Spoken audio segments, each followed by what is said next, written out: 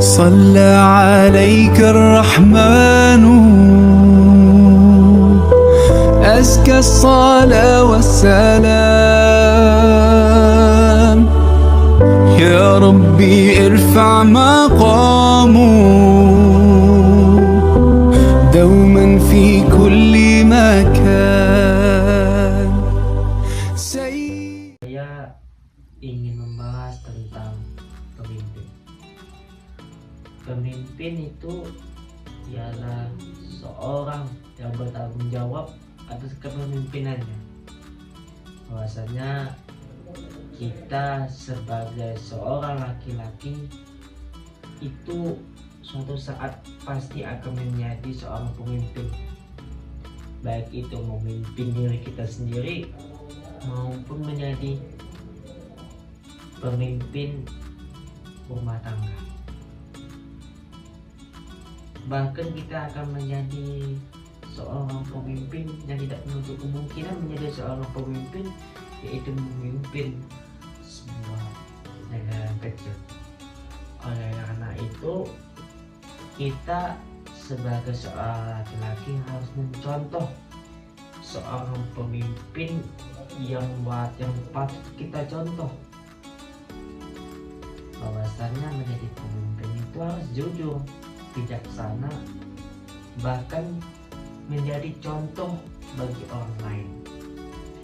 Buku ini menjelaskan tentang kepribadian seorang pemimpin yang pada 1500 yang silam itu menjadi pemimpin bagi umat Islam.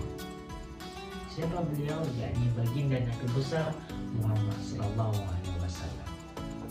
Dari buku ini saya banyak belajar tentang kepribadian Nabi Muhammad. Tidak hanya itu saja, bahwasanya dari hal yang kecil saja itu dimuliakan oleh para sahabat Nabi. Hal yang menarik dari buku ini, kita diajarkan tidak hanya mencontoh suri tauladannya Nabi, tetapi kita diajarkan untuk mengenal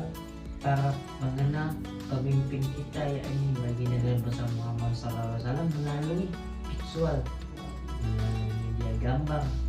Bahwasannya jelas kepemimpinan para Nabi Muhammad SAW itu sangat penting, sangat patut kita contoh. Adapun hal yang benar dari buku ini diriwayatkan oleh Al-Bukhari. Dijelaskan bahwasanya dalam buku ini, ketika baginda Nabi besar Muhammad SAW sedang mengambil air wudhu, di situ para sahabat berboyong-boyong, para sahabat saling memukul, saling berkelahi. Berkelahi dimaksud di sini tidak berkelahi seperti tubuh tinju bertinju, bahkan berkelahi di sini yaitu ingin memperebutkan sisa air wudhu baginda Nabi bersama Muhammad SAW.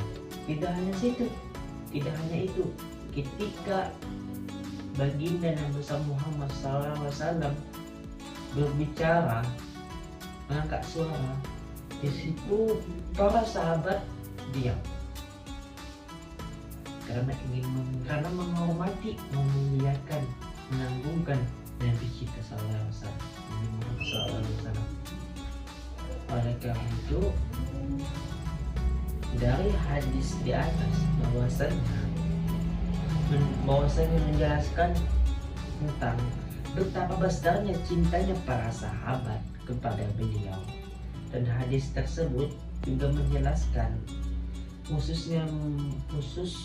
khususan Rasulullah SAW, bagian tubuh beliau penuh dengan keberkahan. Tidak hanya dari segi non fisik, tapi fisik juga itu diberkahi. Oleh karena itu, ketika kita ingin menjadi seorang pemimpin, itu harus yang berwibawa, dinilai dari non fisik, bahkan fisik dinilai itu kita harus membaca buku ini bagi pemuda generasi penerus bangsa, khususnya generasi Z, generasi 2025 ke atas. Selamat membaca ya teman-teman. Semoga apa yang saya berikan kepada, oleh karena itu marilah kita banyak membaca buku. Adapun yang terbaru dari buku ini yaitu saya dapat dari berbagai internet, sudah saya review, sudah saya cari, bahkan di Google pun pembaharuan informasi sejarah, bahwasannya buku ini dilengkapi dengan fakta sejarah yang lebih rinci dan kontekstual. Edisi terbaru ini menawarkan penjelasan yang lebih jelas tentang perjalanan hidup Nabi Muhammad SAW dan bagaimana beliau menghadapi berbagai tantangan zaman.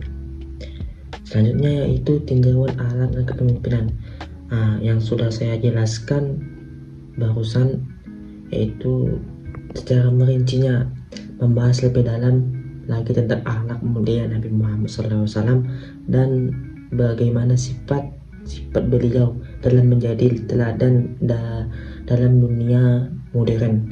Apa yang bisa kita pelajari tentang kesabaran, keadilan, dan kepemimpinan bijaksana dari beliau. Dan yang terakhir yaitu dilengkapi dengan kisah inspiratif, cerita inspiratif dari kehidupan Nabi Muhammad SAW